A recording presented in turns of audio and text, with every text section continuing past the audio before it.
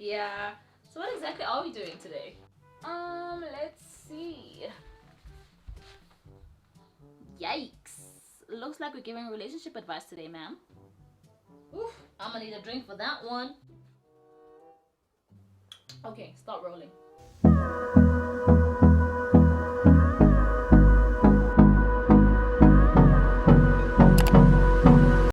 Hey y'all, it's your gorgeous Kara here, and welcome to the month of love, honey. It is February, and I know that some of you love it, some of you hate it. I'm a bit of both. So I asked you guys on my social medias to ask me for love advice. So if you're not aware of this Q&A, make sure that you all follow me on Instagram, because that's where I have most of these Q&As. And you guys came through, so I am here today, ladies and gentlemen, dressed like this, dressed apart, because I felt like I needed to dress seriously for you guys to take me seriously. So I'm here to help you shoot your shot, to give you advice on your first kisses, to let you know what you deserve and what you don't deserve, honey. Okay, so let's get started. Ooh, I'm gonna need some more of this drink. So the first question says, what do you do when your crush has stopped talking to you? Take a hint, Jack. Hit the road.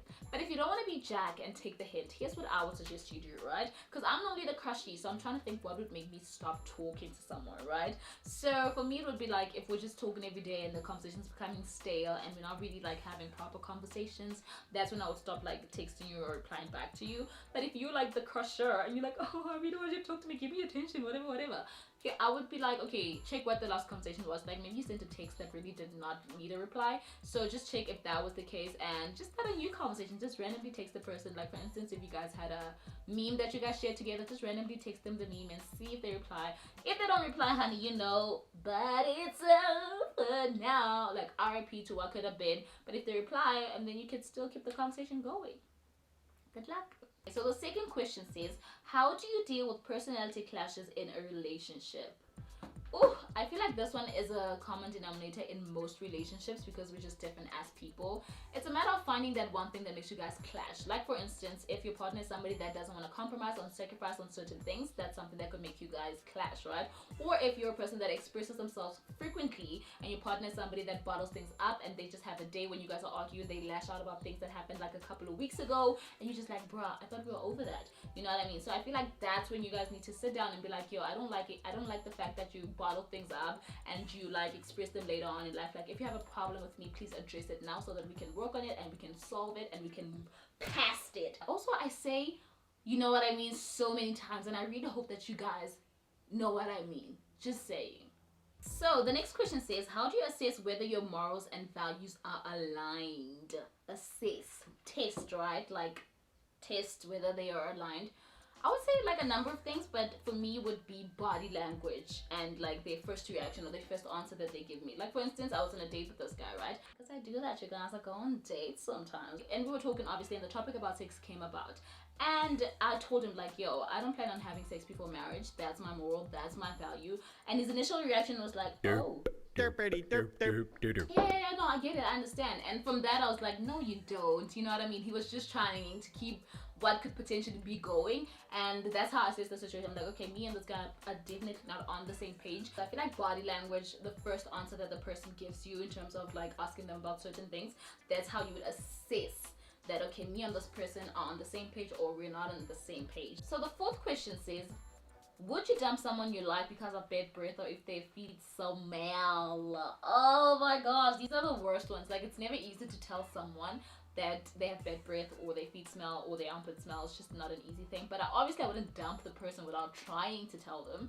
You know what I mean? It would be a situation where I'll just have to suck it up and be like, yo, your breath be smelling a little weird after we kiss. Like, you're not after tasting and excited to guys. So, yo, can we do something about that? Or if like their feet smell, you could be like, oh nice, like compliment their shoes, like, oh I like your shoes, like, oh thank you, how often do you wash your shoes, by the way?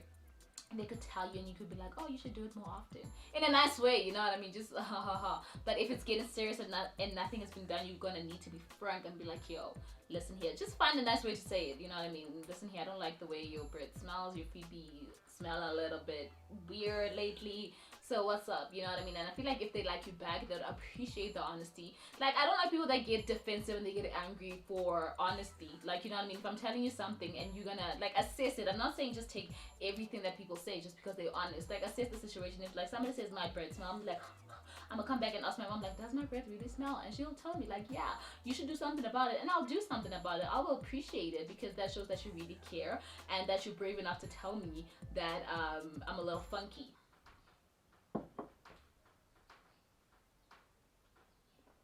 So number 5, right? Ooh, it's a big one. It says spirituality.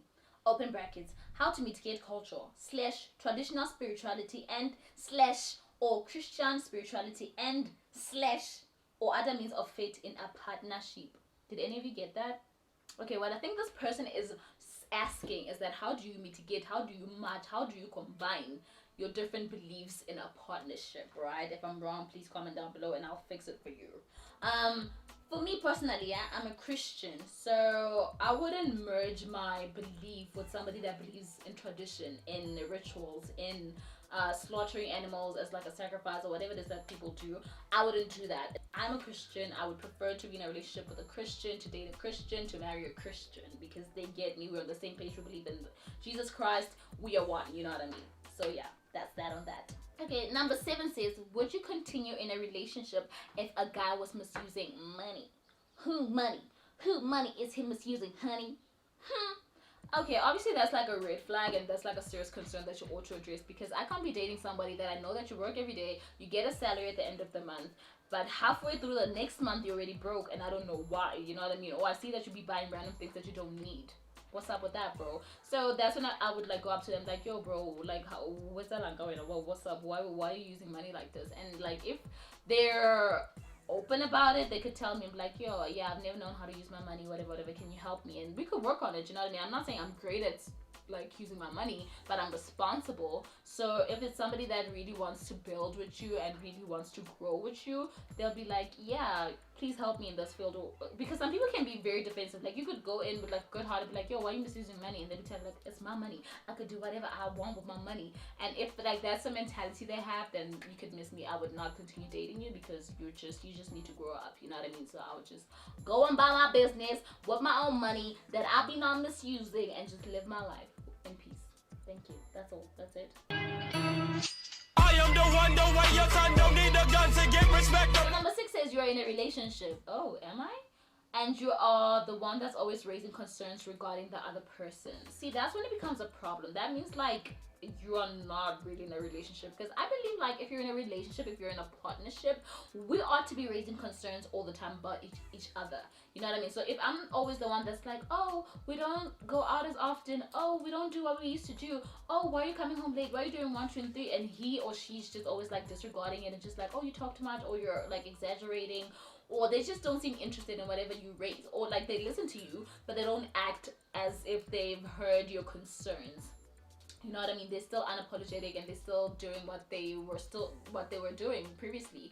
That's when I'm just like, it's a problem, you guys. Like, you need to talk about that and tell this person like, yo, I can't always be the one that's raising concerns and have you not take me seriously. So if you want this relationship to continue, I'm gonna need you to take me seriously as a person, as a human being, as a partner, as a girlfriend, as a wife, as a whatever, you know what I mean? And if they do not change their ways, that it shows that they are over the relationship. They're not interested, they don't care, basically. So why put yourself in a situation where somebody does not care about you or what you have to say, you know what I mean? So just talk about it. If that does not work, hit the road, Jack. Don't you come back, hit the road, Jack. Okay, so number 8 says, I have never had my first kiss and I'm about to go on a date. We've spoken about it, but I don't know what to do.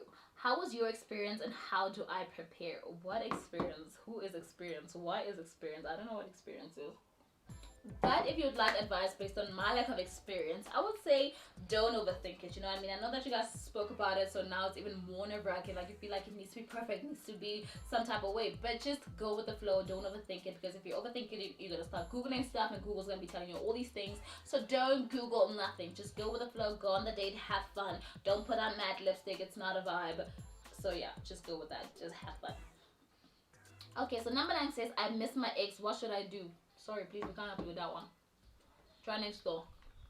Fine, I guess I'll answer it. Okay, I feel like it depends on how recent the breakup is. Like, if you guys broke up a couple of months ago, I feel like that's normal to miss the person that you loved and saw a future with, right? So there's no shame in that. But if you guys broke up like a year or 2 years ago, it's weird. You need to move on. You know what I mean? I feel like you guys broke up for a reason, and I feel like an ex is an ex for a reason. Just move on with your life. I know it's easier said than done, but find something that will just keep you going. Find a hobby. People always say this when you're trying to get over a breakup. So find something that you like. Distract yourself with friends. Do you, boo? That's basically it. And stop missing exes, okay? Okay, but number 10 says, tempting girls, number 10, but a lot, it says, should I shoot my shot at my crush? Also, if yes, how should I go about it if they're one of those famous people? Ooh, if it's one of those famous people, it's quite tricky because obviously their DMs are like popping or people trying to get with them. I feel like the best way to go about that is like, go to an event that they're at, you know what I mean? I feel like face-to-face interactions are much more better than like DMs. So just if they're at the say, if they go into a certain event, get tickets, go to that event, and if you see them, just have the courage to walk up to them, like not necessarily to ask them out, but to just like have a conversation with them, throw hints, throw bones here and there, and just like be interested in whatever it is that they are doing, like if it's an artist, in the music, in the art, in whatever it is that they're doing, and be genuinely interested and like have a conversation, and you know what I mean, and be like, oh. And like also if you like their content online, you could be like, oh, I'm always liking your stuff. Oh, what's your name on Instagram?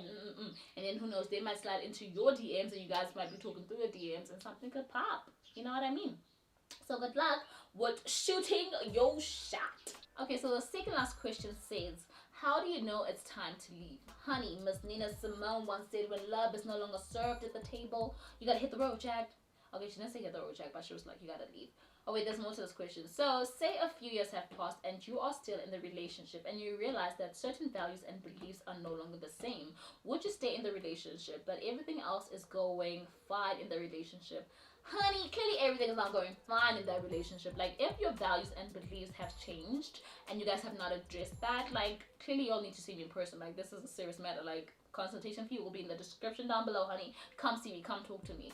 Because I feel like if your certain values and beliefs have changed, it's something that you guys need to address and like communicate as to whether you are willing to adapt to the new values and beliefs. And if that's the case, then that's cool. But if that's not the case and you guys are just like for studying things and just like going about it, like you're going around it instead of like going through it or whatever, then it's a problem, you know what I mean? And I wouldn't stay in that relationship if it's a big thing, if it's affecting us, and if you're not willing to change. Because I understand that people change, values and morals change, and that's okay. But it has to be like, I need to be willing. Excuse me.